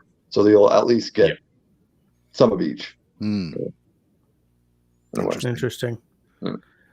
I'll take note of that. Yeah, there. You know, we talked about Redbreast. Just somebody mentioned it there, and I'm a big Redbreast fan, and I tried the sherry cast version of it, the Lestau or something edition. It's not sherry. It's a wine finish. But is it a wine? Oh man, I did not like it at all. Oh really? No, I was not into it. Okay. Yeah, maybe I need to go back to it, but everyone has different taste profiles. Yeah. You should never feel odd that you don't like something. It's just. No, that's right. Yeah. Like we start talking about food, it's so accepted when you say, "Oh, I like pizza with pineapple," and I don't, and everyone just goes on about their day. You know, I always found that hilarious when I was doing reviews. I'd have people commenting that were just mad at me for not liking the whiskey that they liked, and I'd be like, "If you like it, drink it. You know, stop getting all pissy at me because I don't like your damn whiskey, you whiner. Frick, like what I have to like because you like it." And that's really crappy because with whiskey, it's so bloody subjective. Everybody's taste is legit. Everybody's preferences are legit. Period. You know. No one is wrong. Nobody's wrong. Yeah. Nobody's wrong. And that's why, like tonight, what I've tried to do is let everyone else. I failed at that on several occasions, but I've tried to let everyone else sort of say what they've smelled or tasted first. Yeah, because it's my channel, so I didn't want to feel like, because you guys have all had this like sip, peanuts, and then suddenly, boom, it's peanut butter. You know, I mean, I'm pulling in an example out of the ether, but you know what I'm saying, right? You're suggesting the taste, and everyone else in the room is going to get that same taste because you've now put it in their head. Exactly, you know? Yep. That's part of why it's so exciting, though, because it's so, like, it's so not cut and dried. And I think that's really cool. You know, anything where there's some mystery to it, I'm there for. You know, and this counts. It's part of why I like whiskey so much, because the flavors and the scents and everything are not cut and dried. If it says, I have no idea what it said on this Glengoyne bottle, but green apples, which definitely toffee and a hint of nuttiness. I was sure it was honey. But was I sure it was honey because Scott said it was honey? Like, if he hadn't said honey, would I have picked up? I was picking up a sweetness, and I was trying to figure out what the hell it was when Scott said, geez, honey. I was like, yeah. My favorite's when I go to tastings with people that start announcing tastes that they've tasted. It's stuff that's like literally not sold in Quebec, or like just like you're almost like, just shut the hell up and stop lying and just take it up. Just rattling off stuff out of their head. Yeah. Like things you'll never even like things that you'll never taste anyways. Like, oh, it tastes like a urinal cake. I'm like, a urinal cake. You know what I kind of want to do? I want to do a tasting where everything I say is a concept rather than a flavor. You know, this. That's like leather. When you say leather, that's a concept. That's this tastes like freedom. Yeah, this tastes like freedom. This tastes like politics. I don't like it, but I feel like I have to participate anyway. You know, it tastes like religion and politics. I've got a bad taste. Okay, guys, I'm going to try something here that I've never done. I'm going to start an infinity bottle. Nice. What do you think? 1 ounce from each? Either one of those would be a great base. Yep. 1 ounce from each or 2 ounces from each? It depends. I mean, the infinity bottle depends how much you want to play with it. Well, here's my idea. I think maybe if you're going to go Glengoyne, Aberlour 12, I would personally put the Aberlour 12 in because it's more of that flat base. So you're not going to overpower anything. But if you add both of the Glengoyne and Aberlour, you're going to get, it's going to become a little bit too sweet.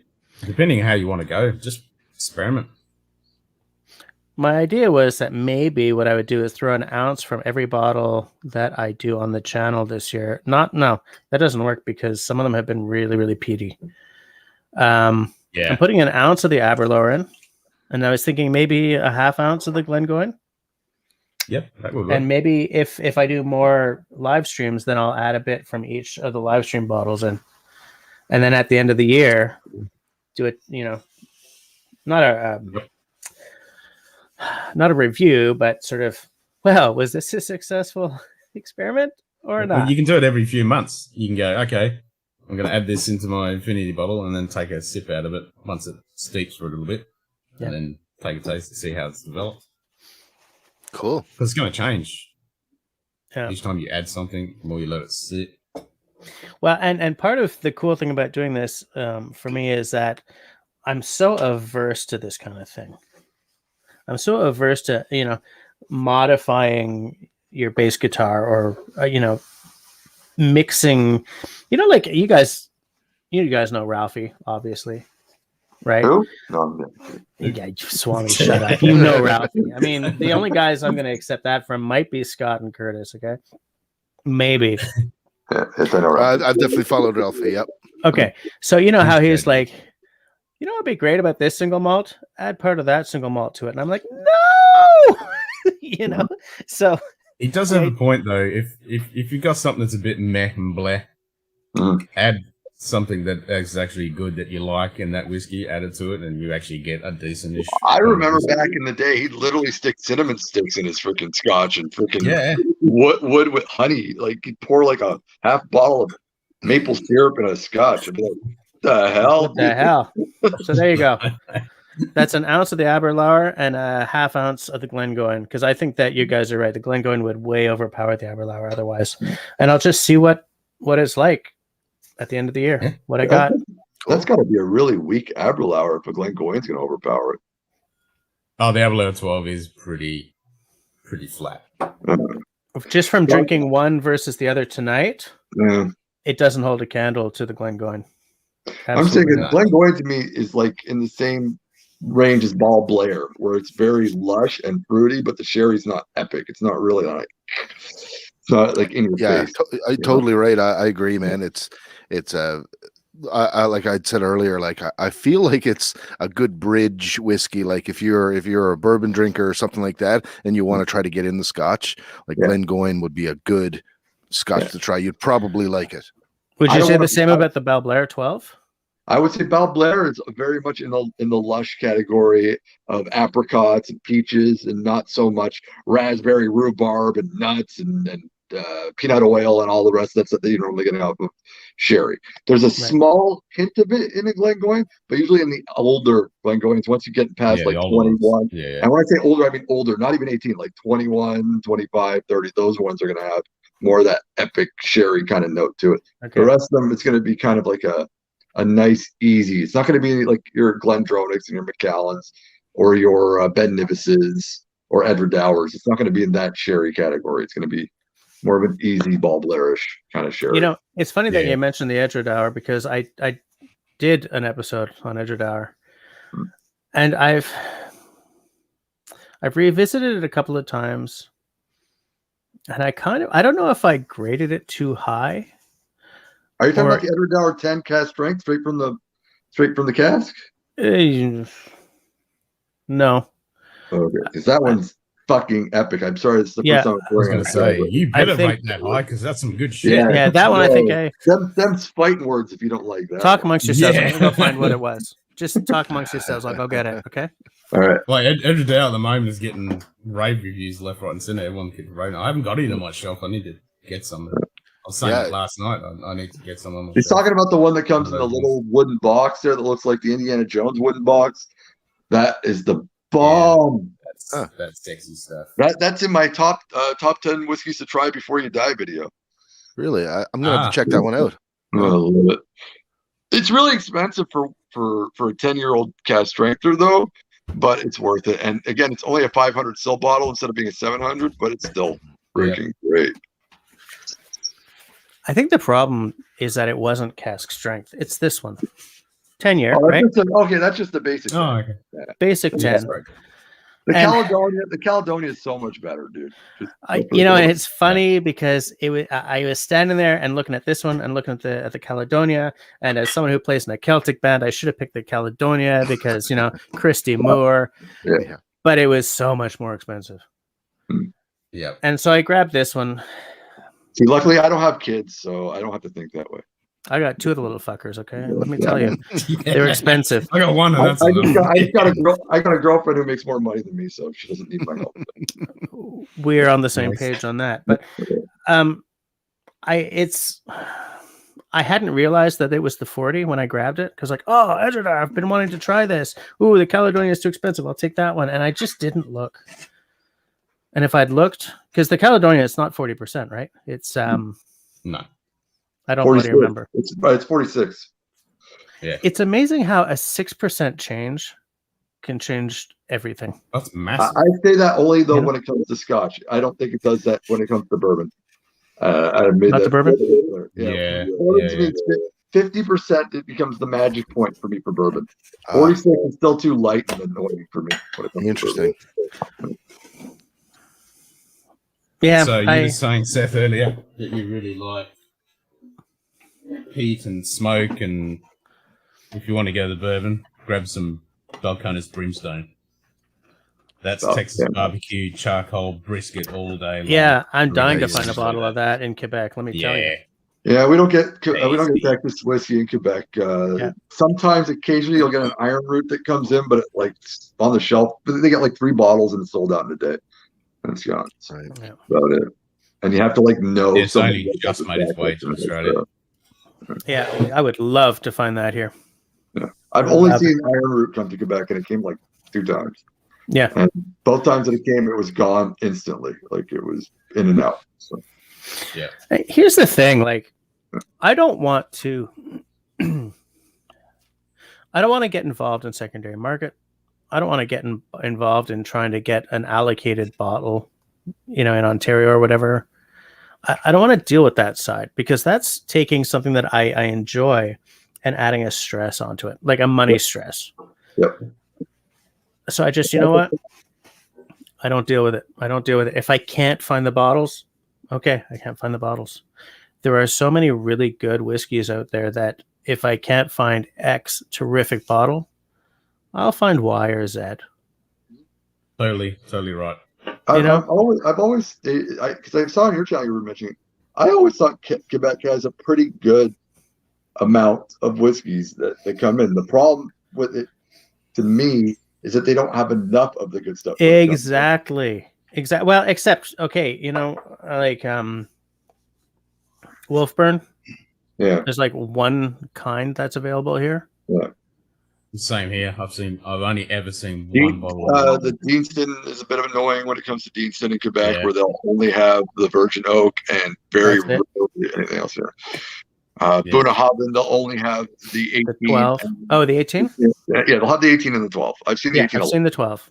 Yeah, the 18. The 25 is a little, that one I always say is out of my price range, not because it really is out of my price range, but just for a 25-year-old, I don't want to spend that much on a 25-year-old. I don't like. So grab the Bunna 12 all day, every day. Well, the Bunnahabhain 25 in Quebec always sells for 400, so I'm not buying it here. It's ridiculous. Nah. Like you get outside of the province in Alberta, I think they sell it for like 300, 250 or something like that. But look, for me, first of all, like 300 is. It's funny. Was I talking to you, Swami, on someone else's? It was either Aquavita or it wouldn't be Aquavita. I don't want to say anything mean, but me and Aquavita don't get along.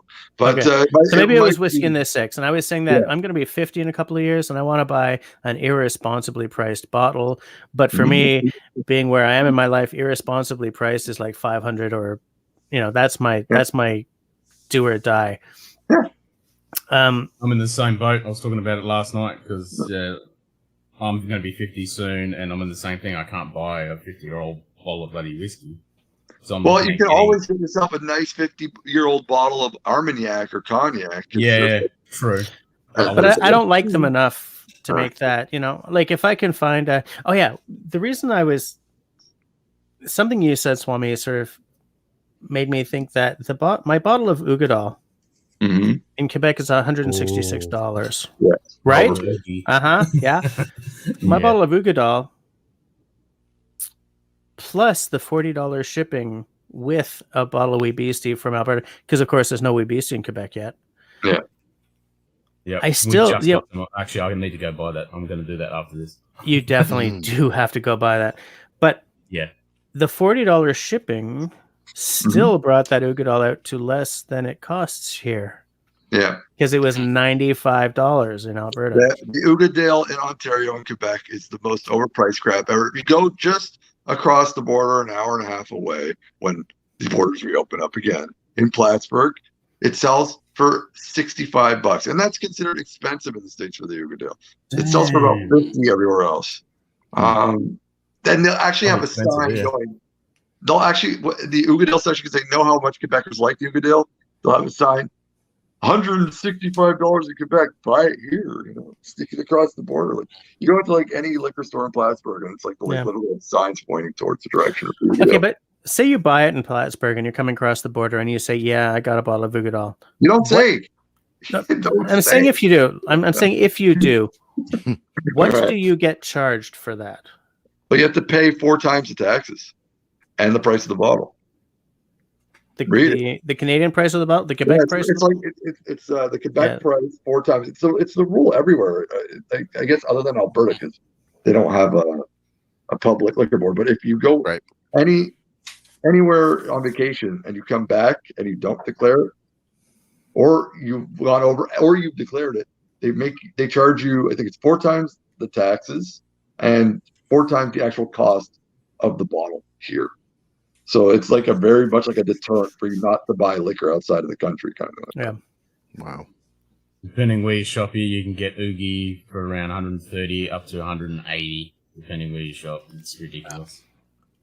Man, we're talking about 750 milliliters of liquid here. Wow. Well, we only get 700. You only get 700? I think a 700, couple of okay. these bottles are only 700, actually. Wait, that one's 750. The Glengoyne. That should No, be that's 750. 750.